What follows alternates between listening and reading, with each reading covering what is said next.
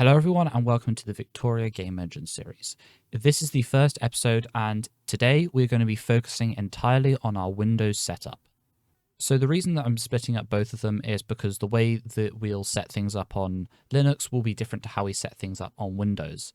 The two are slightly different because of the way that Windows doesn't have the standard library, but again, I'll be getting into the details of this in the Linux video, so you'll be able to understand it. In this video as well, I will be going over the details that you'll need to know. So in the previous episode, in the overview episode, we mentioned some prerequisites. Now, there is no way to actually check what version of OpenGL you have, but we're going to take the presumption that everyone is using, or at least has an availability to use OpenGL version 3.3 or later.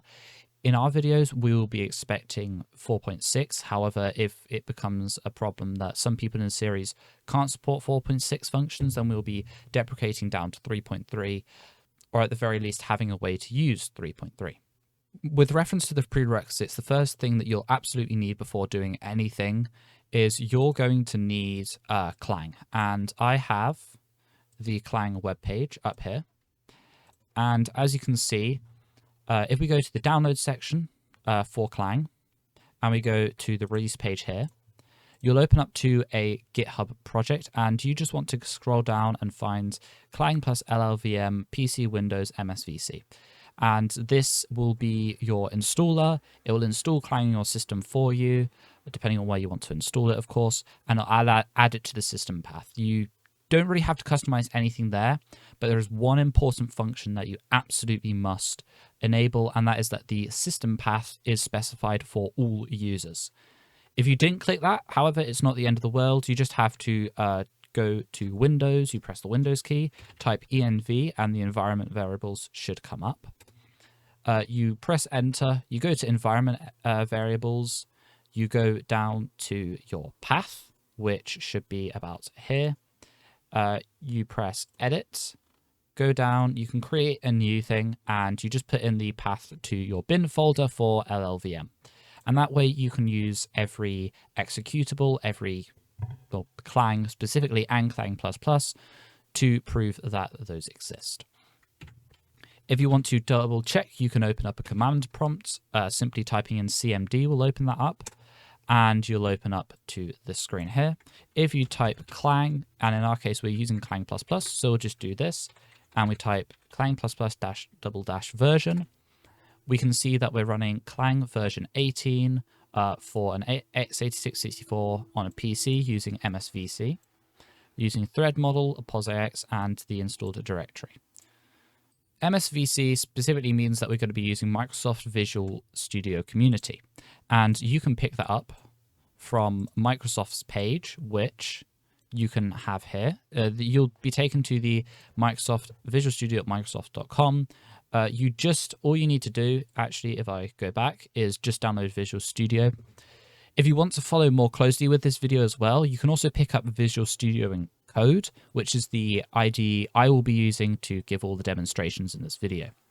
Once you download that, you don't actually need Visual Studio itself, but if I open up my own Visual Studio installer, you need to grab the Visual Studio Build Tools package, go to Modify, and select specifically these options. You'll want MS Build support, C++ Clang compiler, the Windows 10 SDK, and the Windows Universal C runtime. You can get some of these other packages, but ideally you don't need all of those.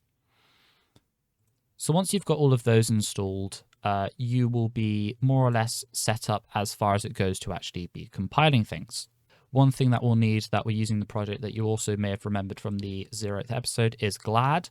And as we can see here, you can just get the OpenGL specification. Those who are more aware will know that you can use Windows WGL, which will wrap the Windows-specific functions. But the way we're going to be doing this is we are going to just be using the normal GLAD extension loader, and we won't be relying on WGL to load all those functions because we will be setting those up in our own code. The only specific thing you need to select here is that you're on version 4.6, and if I scroll down the page, you can just hit this generate button. It will generate here, and you will just want to take the zip file. make sure that when you're getting these, that the glad.c and the glad.h and the KHR Windows platform are all contained in the same directory. That's just how we're going to be structuring it in code, so that's one of the reasons we will be doing that. Once we've got that done, you'll be able to actually start getting everything ready. So you will now need to open up your compiler and start doing some code. So once you've got Visual Studio Code open, if you're using GitHub, you'll probably have some Git attributes, a Git ignore, the license, the README, all of those will be included. But we've got the Visual Studio Code open and it's showing our welcome screen. You can just close this for now. And the first thing that we want to do is we want to go to new folder, create a folder called .vscode. And this is where all of our VSCode specific JSON files will go that control all sorts of things within VSCode itself. It's a way of us being able to have our own sort of tasks and build things, configure things as we want, rather than just running from, say, an executable. So once you've created that .vscode folder, we're just going to right-click here, create a new file, and call it tasks.json. And in here, I'm just going to copy and paste something. You don't really, you can just copy and paste this again from the GitHub repository. All of this will be available to you, of course. And all this does is it just specifies what version we're using, and it just specifies a single task. This is just the name of it and where it's going to be. It's going to be in our shell window, which is the inbuilt terminal for VS Code. For Windows, it's got a specific command. This is just because when we're on Linux, we will need a Linux specific command because the build system for Linux will be slightly differently created. And again, all of this is just sort of auto-generated things, and you don't need to really worry about what any of this does. So once you've got that out of the way, the next thing we're going to create is we're going to create a launch.json, if you can type correctly. And this will be where our two launch files are. As you can see here, again, specifies the version, and we have two configurations this time. Launching on Windows will be different to how you launch on Linux, as you can tell.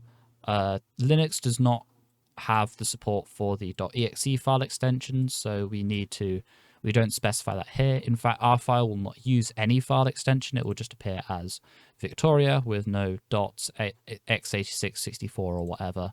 We're just keeping it as this. You don't really need to worry about any of this, and I will mention this in the Linux video for those of you who are potentially worrying about this not being mentioned in that video. The next thing that you'll want to set up is a settings.json file. This settings file is just some configurations for my own personal use, which is this to-do highlight tool. That's a VS Code extension. I'll leave a link to that down in the description, but it's a pretty useful tool for when you want to see when you need to-dos, hacks, notes, warnings, so on and so forth. You can configure them here, and I may well do that at some point in the series. This one highlights incorrectly when pasted in by default for some reason. If you just press Ctrl-Shift-P, like so, and reload the window, it'll highlight correctly. So that's all that done. Last thing to do before we're done with a sort of properties list is we need to create a new file and call it cpp properties. I'm just going to, again, copy paste this in. This is just some config stuff for, again, Windows or Linux. We'll be setting it up exactly the same. And it just sort of gives the IntelliSense within, or this package IntelliSense, some help. I've specified the C standard C11 and C++11. That is because we want to be using stuff from here fairly recently, not too recent. We may change it out to something like C99 or maybe something more recent if we find the need to. Again, these files aren't really that important if you just want to code, but these are just sort of quality of life features so that we don't have to manually be running things. So once that's all out of the way, we are going to go to not in our VS Code folder. We are just going to click here and we're going to select new file, and we're going to create that build.bat file we referenced in our launch. So the first thing we'll say in here is echo off. That just disables us from having all of the individual lines be displayed in the terminal. It also allows us to specify when to say something with echo so we can enable it. I'm also just going to add a comment using REM, which is Batchfile's way of allowing you to do comments or remarks, and we'll just let ourselves know what this file is about. The reason we want to do this is because I imagine that we may have some different batch files for building if we ever need to export somewhere like Android or iOS, and maybe we need a different way to export there. And this way it just lets us know what we're doing effectively. So for those of you who don't really know what batch files are, so the .bat files, they're Windows implementation for code that you would normally use in, say, your command prompt or within PowerShell, but instead you are doing it through this, which allows you to not only condense the code and prevents you from having to write up repetitive tasks, but also to have more functionality overall, as we'll see in a bit. It's just generally sort of like a helper tool and makes life a lot easier. So here we've just called set local enable delayed expansion. All that does is it means that we can always read the value of a variable, which is especially useful during a for loop we're about to program. It's really just generally helpful for us in this case. So again, that's it. It's not really a big deal. So the next bit of code we're going to do is we're going to look for and get all of the C++ source files within the project. This is generally defined within the project scope, which if we go back to our CPP properties, you'll see that our include path is basically everything within this folder. So what that means is I could create, say, a file directly next to the build.bat file, and that would still be noticed by the compiler. We could still use it. In here, we could just compile it, and it would be found anyway. And it can be used by the batch file as well. So our scope is a lot more broad than in other projects where you may have to look for everything under a source or an SRC sort of title, but we're going to be doing things a little bit differently, close to something like a Godot system, if you're familiar with that. So the next thing we're going to do is we're just going to call to set CPP files. This will just initialize the variable as empty and it won't contain anything. This is important because we're about to write to it. So the next thing we're going to do is we're going to do a for loop of for dash. So all this loop does here is it just recursively checks, that's the -r, for C++ source files, and it saves them to here %f, and we then set the CPP files to be the current list plus this variable. That's what this does, and that's why we need the set local enable delayed expansion. And now we're going to do this again for C files, and there is a reason behind it. I'll explain in a moment. So again, we want to get all of the C files. We initialize it as empty. We then get all of them recursively, and we just save them to the same list. The reason we do this as well as the C++ files is because if you noticed when you were downloading GLAD also exists or glad.c is a C file, and there's a chance that as we develop the engine further, we get more dependencies which are also C files. And because we're compiling in C++, we can't actually directly use C files, and we need to have a sort of workaround to make sure that they work as we'd intend. So now that we've set all these up, we need to set up some compiler-specific things. So the first thing that we need to set up is some compiler flags, as I'm about to do. Okay, so 3 compiler flags we have set here are -g. All that will do is that just says that we want to generate some source-level debug information. W all means that we're going to be looking for basically every potential problem, and -w error means that we always want to be including anything that is an error within the application. So the next thing that we want to do is we want to set up our include flags. So what we do there is we have only specified %cd%. What that does is that it will include everything at our current working directory. So everything in the file I have here, everything that exists in here and lower will be included within compiling the executable. We won't be including anywhere else. Normally you may see like a third-party include or an includes folder, but the way we're going to be compiling this, it means that everything will be compiled at once. So the next thing we'll set up is linker flags. These will just link to the user32 DLL and the OpenGL32 DLL libraries, and also their static libraries as well. We'll need these for our functions later on, so it's useful to have these linked first. And the last thing we're going to do is we are going to set up our defines, and the only one we have currently defined is debug. What that means is that when we want to check for this definition, if the definition is included, we will be able to use it properly in our code. And if it's not included, then all of the code that we checked, if it's defined as, will not be compiled, it will not be exported. And this allows us to effectively differ between release mode and debug mode. And we'll talk about that in a little bit and how we'll implement that. So from here, there's not a lot else to do. All I'm going to call is I'm just going to call echo, and we're going to say we're going to build the building the executable. So now we've gotten to this point, we're actually past all of the actual setup. We can now do our compiling.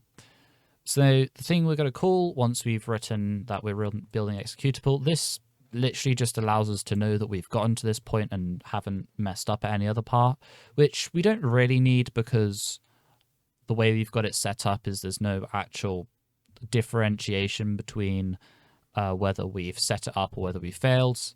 In the long run, this doesn't really matter. So all we're going to call now is we're just going to call clang++, because we are compiling C++ code. We cannot use normal clang. We have to call clang++.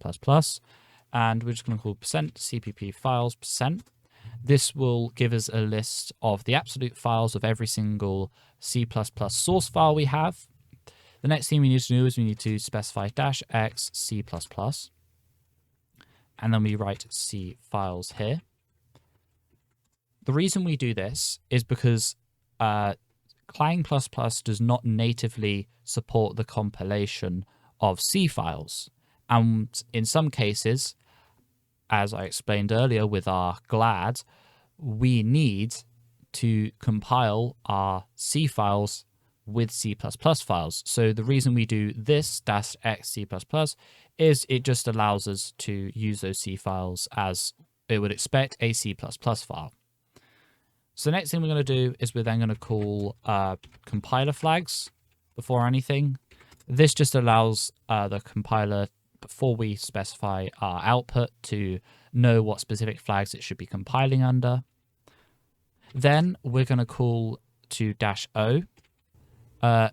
This bit here, so the -o bin/victoria.exe, that just specifies where we're outputting to. And because we've specified that we are exporting as an exe, it will then write an executable file we can then go and run. So the next thing to do is we specify our defines. We specify our include flags and our linker flags, when you can spell linker. Yeah. And yeah, that's pretty much everything within this file. You may see slightly differently that in the comment I wrote to set a CWD instead of using this. This will work exactly the same. I can show that in a moment. And this is just like a convenience method. So with all that said and done, we now have our project more or less set up to be ready to start compiling code. And now an easy way to test this is to simply go and grab wherever you had on your system, presumably within your downloads folder. you want to go and grab your glad files, the glad.c, glad.h, and the KHR platform native.h, and we are going to place them under a file third-party /glad, and I'm just going to go get my files and copy them under here. And the easiest way to test if everything up to this point has been working is to simply save, hold Control-Shift-B, and you should see that not only does this output, but also that we get a fatal error saying that it cannot open the file. This is, in hindsight, a problem on my part because I forgot to mention that you also need to actually create the bin folder. It may be worth at some point for slightly easier setup to create a command that checks if the directory exists before we create it, but for the sake of simplicity, I'll just create it manually. Now, if we try to build again, what we should see is that we get another fatal error saying that the entry point must be defined.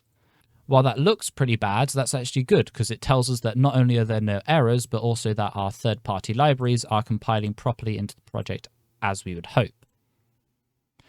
Now with that also out of the way, we can now go and create a new folder, call it core, and we're going to create a new file called typedefs.h. So for those of you who aren't familiar with header files, maybe you're new to C, C++, they are effectively a way of us to have a bunch of defined functions or structs, classes, whatever, in a file that is then actually has the code created within a source file that's compiled, but the header file itself doesn't get compiled because it doesn't need to. The reason we could do this is mainly A, because it allows us to have a little bit more clean code, especially when it comes to things like classes. We're no longer writing the definition for a function next to the class itself, but we define the function itself elsewhere. We can also use it when we want to maybe have multiple files that use the exact same functions from a header file, but do things differently. Say we're separating out the Windows and Linux platform layer. Although in C++, because we have classes, we can do that through some good old inheritance and polymorphism, which I'll talk about when we actually start doing that. So the reason we're doing all of the code we're about to do in a header file is because we don't actually need it to be compiled, but we do need to make sure that it's still included in one way. The next thing we're going to be doing, or the first thing we're going to do in this file actually, is we will be setting up the single time include. So what that means is that when we actually reference this in the source file, we only ever need to reference all of the code in here once, because otherwise it will just get compiled into the file anyway. And all of the functions will still be available to the rest of the files in the executable. So what we want to do is we basically want to set up some way for a file to only be included once, or not necessarily to be included once, but only to have all of its code referenced once, and then when it's not being referenced, it's ignored. So the way we do that is we type hash if-ndef. So if it's not defined and we type typedefs.h, we're then going to define it as define, and then we end the if.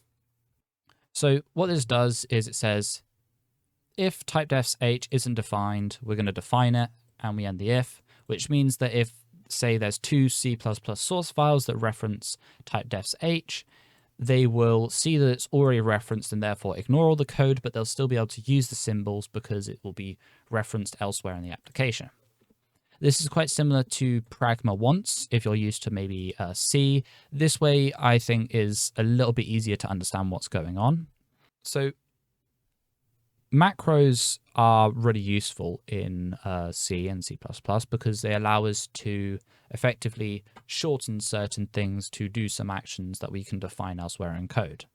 For example, if we ever want to create a function that shadows another function, or we want to have a shorter definition for something or change the definition of something, we can do that as well. But there are other ways of doing that, which I'm about to show you, which is the typedef keyword. So if we type typedef unsigned car, and call it a uint 8, for example, this means that it's going to look to type define, which is what this means. So we're not changing the type, but we're creating a type definition of this saved to this value. And this is really useful for when you maybe want to create a variable but have a different name, or for want of a better word, to create a variable type such as unsigned car that is a lot shorter to type. So in this case, I'm actually going to change this to just a uint8, and for every type of this I do, I'm just going to do an at brief and just say it's an unsigned 8-bit integer. This is another useful thing in VS Code, which is where you can use keywords like this that you'll see referenced a lot more a little bit later to say what a function is and what it does. So I'm just going to be using this, and I'm going to create for 3 more of these. So once you've got all those typed or just copy and pasted from the repository, I'll sort of explain why we're doing these types specifically. Generally across the application, we are going to need these quote-unquote exact width variables. What that means is that these will always have a fixed size, unlike something like an integer, which we'd normally use, which can either be signed or unsigned. In this case, we want to specify an unsigned type. So we want to have a bunch of these types from 8 bits, so only going up to 255, to 64-bit, which would go to a really big value. And we keep these here just because of that difference. And the next thing that we need to do is we need to assert that these values are actually the size we would expect in case, for whatever reason, they are not that size. So it used to be that in C, you do a static assert, and you need to make sure that you're compiling through GNU-C or Clang. But in this case, we can just use the C++ keyword because it's a thing now. And we will just make sure that the size of, say, our uint8 is equivalent to 1. Because we always expect our 8-bit integer, or our 8-bit integer to be 1 byte big. And if that isn't the case, we'll just say that we expected the 8-bit integer to be 1 byte, because 8 bits, 1 byte. I'm just going to do this really quickly again for the static assertions for the 16, 32, and 64-bit types. This is a pretty repetitive process, so you probably just want to copy and paste this if you really don't care about making sure everything's done by hand. So with those types, that's pretty much this sort of part of it done. If you're wondering what a static assertion is and how it's different to, say, normal assertions you might have heard of, it's simply that static assertions happen when we're compiling. So if this isn't 1 byte, for whatever reason, maybe we accidentally changed it to a short, we'll get this error to appear because the compiler will say, okay, this isn't 1 byte, we need to change this. Of course, that will only happen when it's included somewhere, because again, it needs to be included in the source file to actually be read. Also, the size of macro, if you're not familiar, that gets the size of something in bytes. We will be using this for some arithmetic operations later on, so a little bit of maths will eventually creep in. So now that we've done this, we now want to do a little bit of platform detection. The reason we do platform detection is because when we're compiling, we're also going to have Linux, and what that means is that when we compile for Linux, we will have things that are specific to that and things that are specific, of course, to Windows. So we need to make sure that we know when we're using Windows and when we're using Linux. So the defined macro here literally just checks if it's defined, because sometimes you can't say in multiple line expressions like this, you can't just say if Win32 or this or this. It has to be defined like this. This is just part of how it's meant to be set up. And if this is defined, we're going to define the platform Windows as 1. And that just means that if we're evaluating an expression such as if platform Windows, well, platform Windows here will be set to true. Otherwise, if it's not on Windows, it'll be set to false and it just won't compile. Again, probably should have mentioned this a little bit earlier, but the define macro just creates a sort of constant. It's like a constant. It's a definition that can always be referred to. You can't edit this, so I have to redefine platform Windows if I want to change the value. And similar things sort of goes for most things. Well, pretty much every definition. Like I can't like change what typedefs.h is, even though it doesn't have an actual value. We just check if it's defined. But we can define it early to say ignore all of the platform. So the next thing we want to say is if not defined underscore Win64. So if 64-bit Windows is not detected, this normally means that we're compiling on an older 32-bit architecture, which we don't want to do because we've just used a 64-bit integer, and we will always expect that people are using Windows on a 64-bit computer. Of course, if we actually need to change this, then we can change it. But we can actually make it so that it doesn't use 64-bit if we're not on Windows 64. But again, we'll need to handle that differently. Here, we're just going to use a new macro, which is #error. This just means that when we're compiling, this is the error it will emit, and we'll just say that 64-bit Windows is required. I'm going to just end the if there. This if will just take this. The next thing we want to do is we want to do an elif. If you're used to Python, you'll know about this.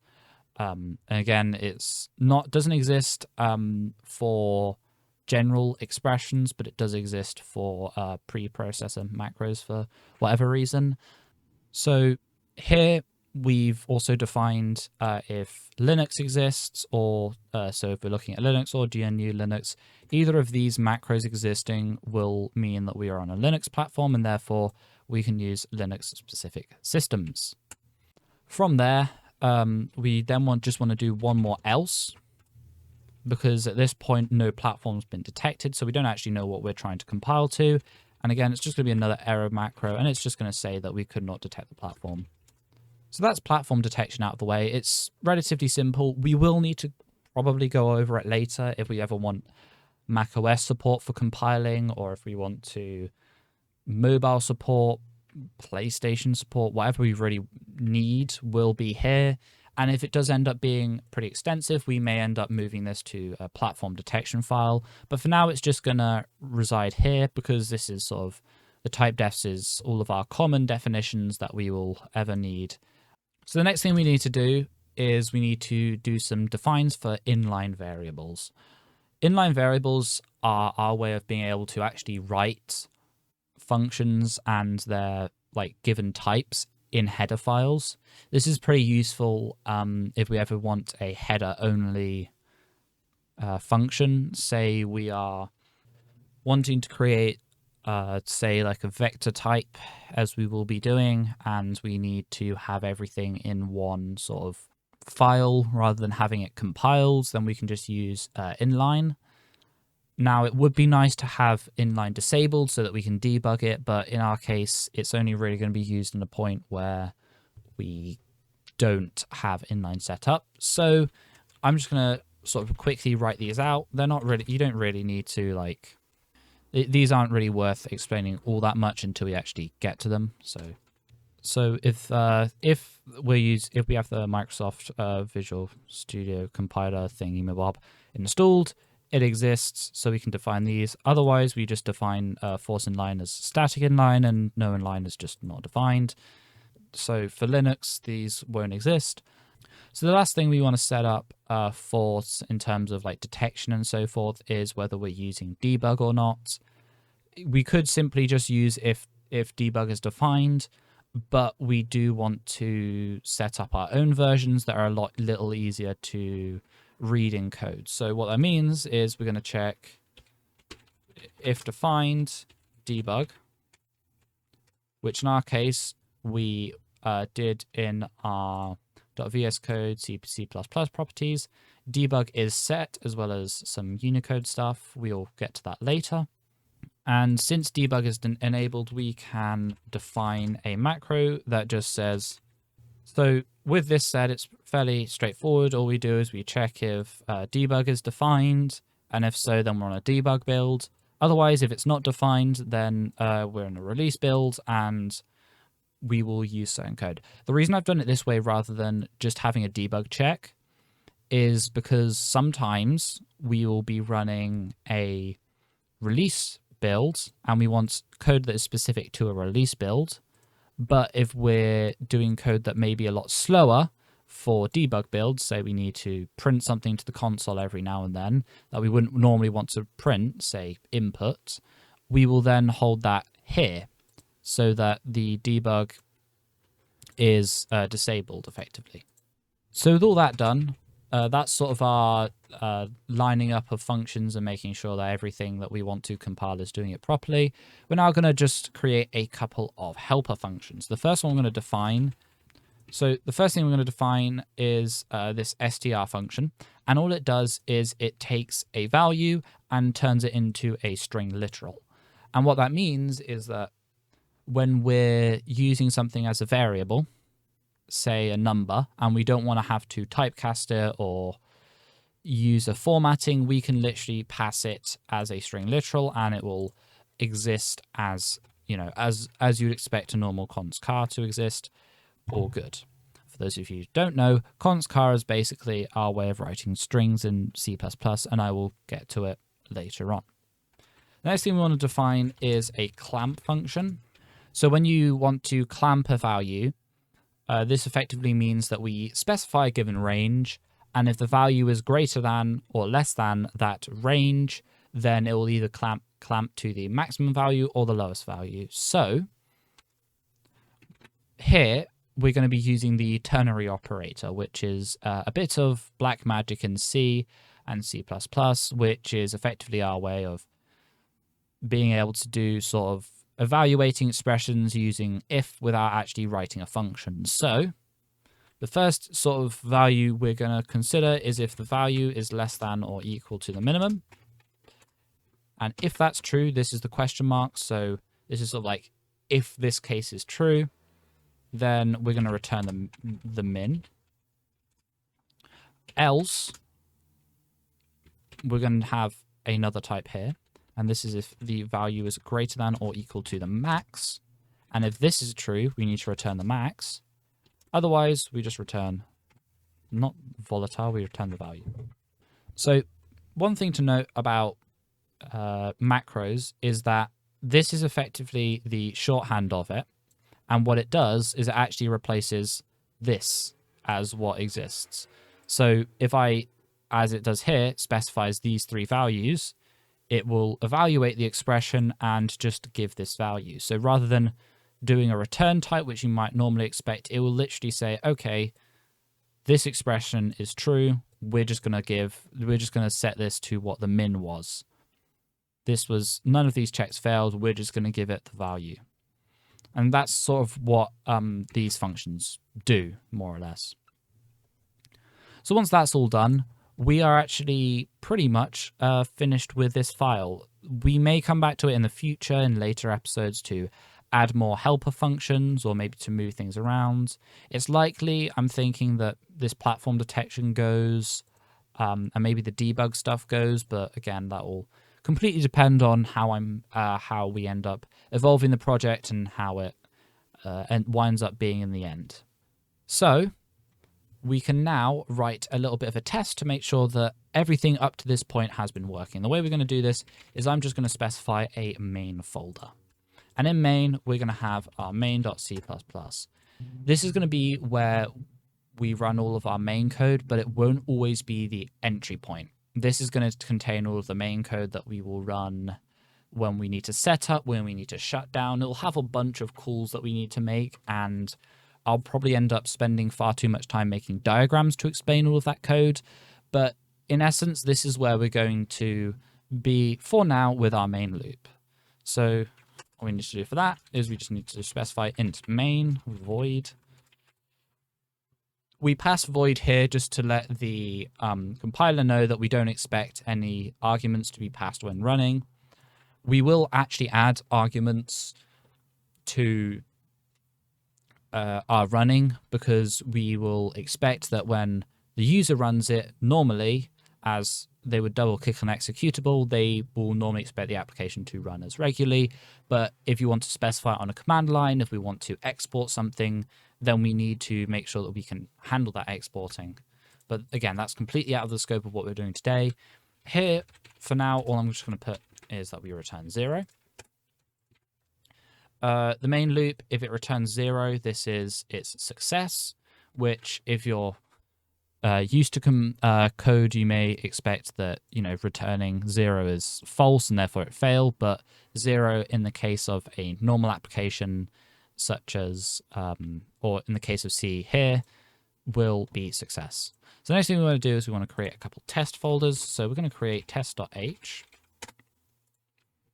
And from here, we're going to include our, from core, typedefs.h. We're also going to include the stdio. And actually, we're not going to include that. I'm going to create a void function, which is just print number. And we're going to pass specify uint32 x. So here we'll get a little thing telling us that the function definition isn't found. That's completely fine because we're about to create it. And just to prove that C and C++ can compile normally alongside each other, I'm actually going to create this as a C file. Remember to include stdio so that we can pull printf. Specify a %u there because it's an unsigned integer. I'm going to just put x here. And because it's a void function, it doesn't need to return anything. Okay, I stand corrected. You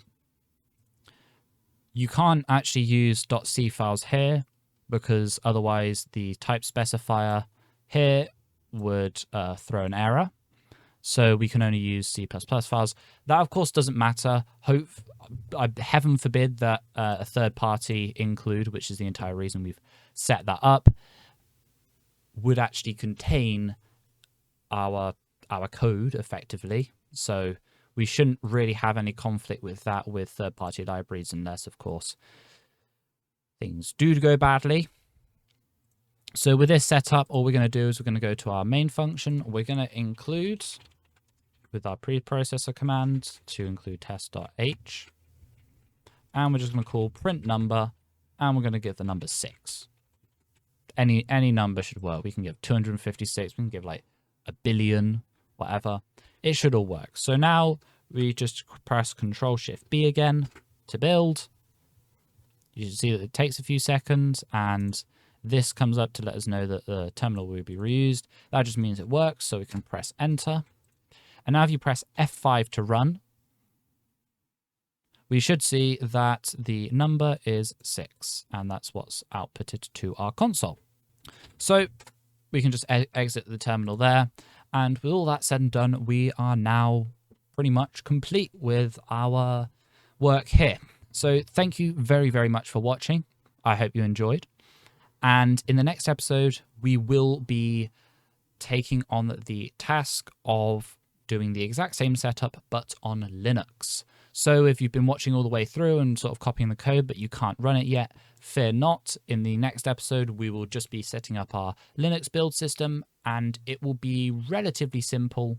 And it will be relatively simple compared to this video because some of this code that we've written here will just be reused again. So sort of that's how it's going to run out. So anyway, again, thank you very much for watching, and I'll see you in the next episode. Goodbye.